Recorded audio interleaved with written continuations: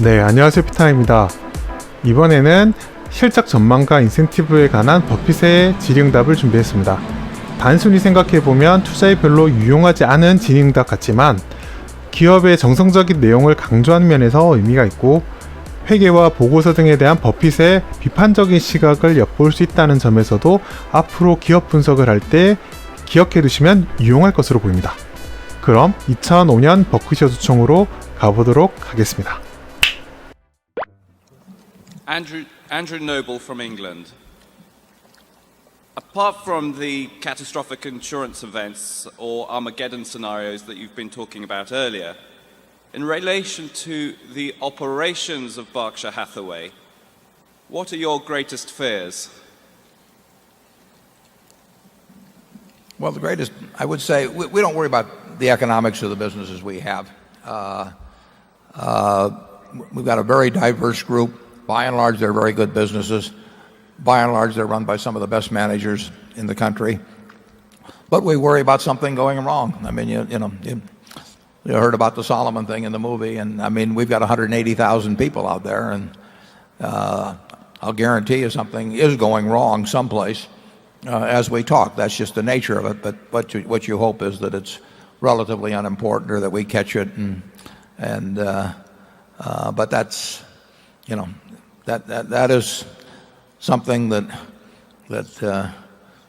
we know will happen. We try to have a culture that minimizes that, and I think we do have a culture that minimizes that. It's very important in our view to have the right incentives, and many places we think have incentives that aren't so good. I mean, when I get on an airplane and we own the company like NetJets, the last thing in the world I want to tell the pilot is that I'm running late and I hope we can get to New York a little faster. I mean, that is dumb to incent a pilot who may be worried that, somehow you affect his job or something, to get in a hurry about the takeoff or the checklist or whatever it may be. And companies do that time after time in their compensation plans or things that they incent people, in our view at least, some of the wrong things. That doesn't mean nothing wrong will happen under any circumstances, but you should not have a system that causes people to, for example, worry about quarterly earnings.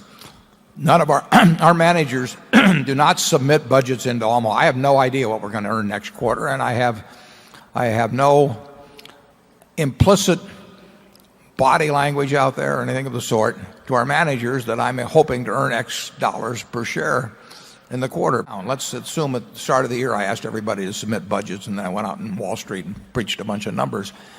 Even if their compensation didn't depend on it, the managers would feel, we don't want to let Warren down on this, so, we'll take an optimistic view of reserves. And that's easy to do at the end of the quarter, and we won't let him down, and then he won't look like a jerk in front of Wall Street. So we try to avoid that sort of thing. But even then, that is what we worry about. Charlie? Yeah, well, if you stop to think about it, the history of much of which we don't like in modern corporate capitalism comes from an unreasonable expectation communicated from headquarters that earnings have to go up with no volatility and great regularity, corporate earnings, I mean.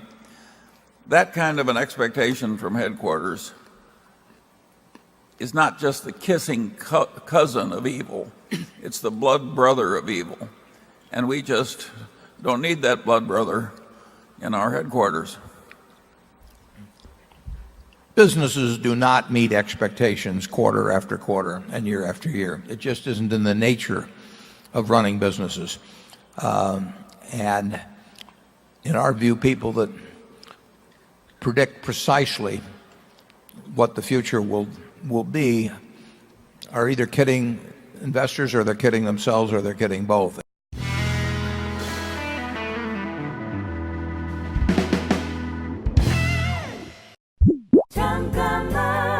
구독하기, 좋아요, 잘 읽었다는 댓글 남겨주세요. 큰 힘이 됩니다.